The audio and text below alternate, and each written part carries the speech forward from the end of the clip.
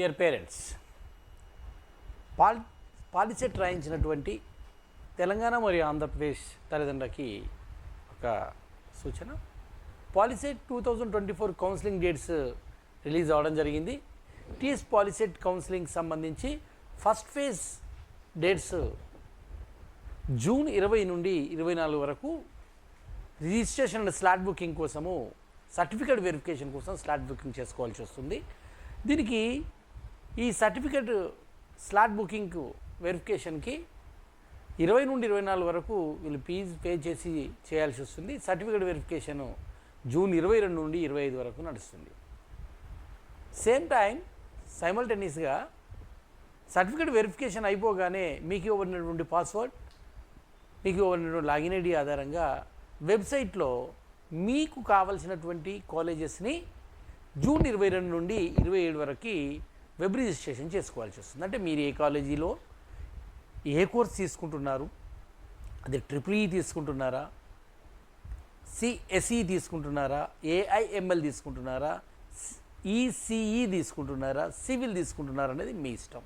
Aeronautical engineer ఏదైనా కావచ్చు, అది అందులో మెన్షన్ చేయాలి. ఏ కాలేజీలో ఏ seat first round seat allotment అనేటువంటిది జూన్ 30 తేదీన జరుగుతుంది. మీరు అంటే జూన్ 29 ఈవినింగ్ అవుతుంది.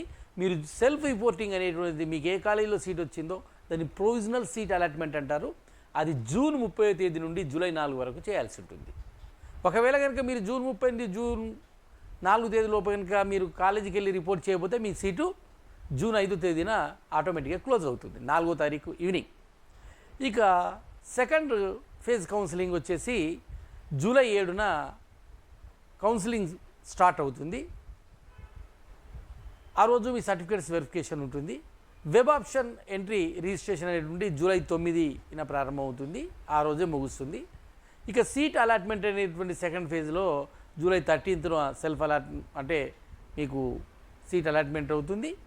సెల్ఫ్ రిపోర్టింగ్ మాత్రము జూలై 16వ తేదీన కంపల్సరీ చేయాలి. ఇక ఏమైనా సీట్లు మిగిలి ఉంటే లేదా కాలేజీలో మీకు సీటు మారాలని కోరుకుంటే అప్పుడు ఇంటర్నల్ స్లైడింగ్ వచ్చేసి జూలై 21కి జరుగుతుంది. చివరిగా స్పాట్ అడ్మిషన్ గైడ్లైన్స్ అనేటువంటివి జూలై 23న రిలీజ్ చేస్తారు. ఇక తర్వాత మనం చూసినట్టయితే ఈ కౌన్సిలింగ్కి మనము పేమెంట్ ప్రాసెస్ చూసినట్టయితే ఈ పాలిసెట్ 2024 కౌన్సిలింగ్కి ప్రాసెసింగ్ ఫీ త్రూ ద పోర్టల్లో చేయాల్సి వస్తుంది.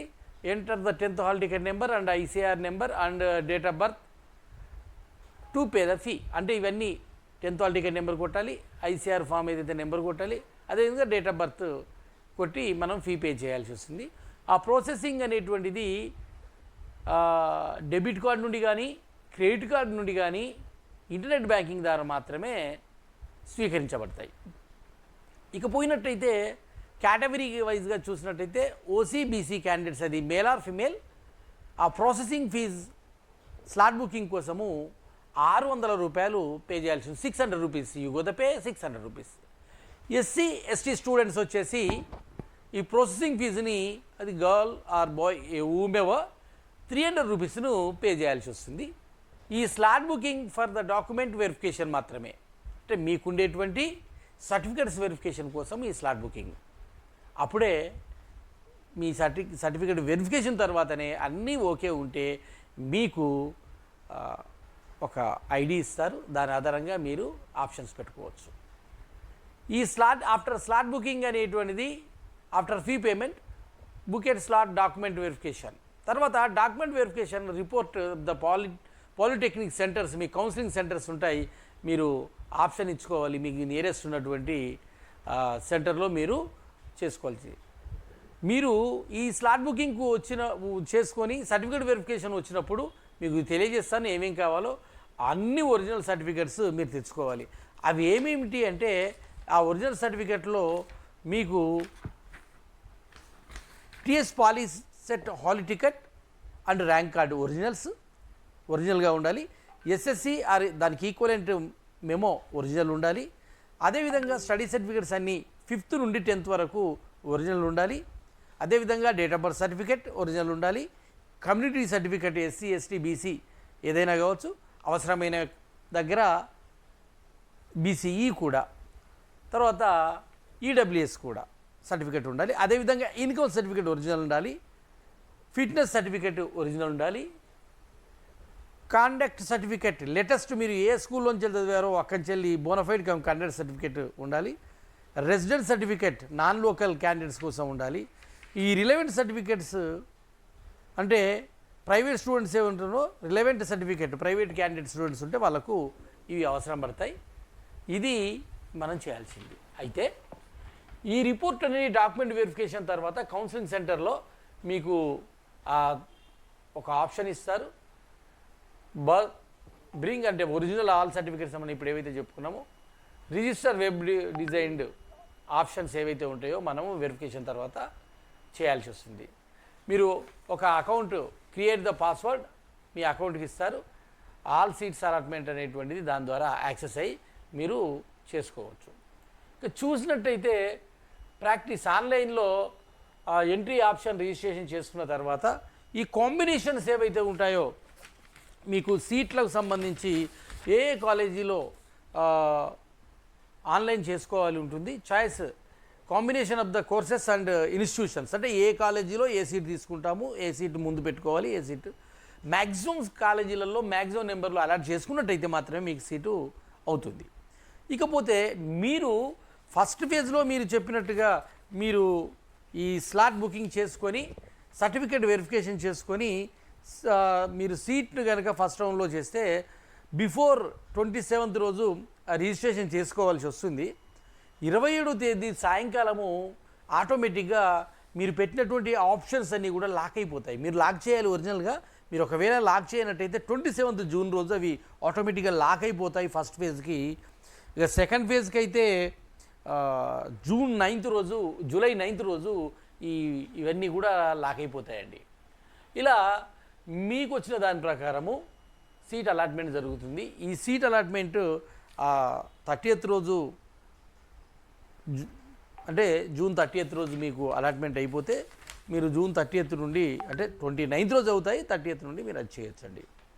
ఇకపోతే ఈ సీట్ అలాట్మెంట్ జరిగిన తర్వాత మీరు అలాటెడ్ కాలేజెస్కి వెళ్ళి అక్కడ మీరు రిపోర్ట్ చేయాల్సి ఉంటుంది.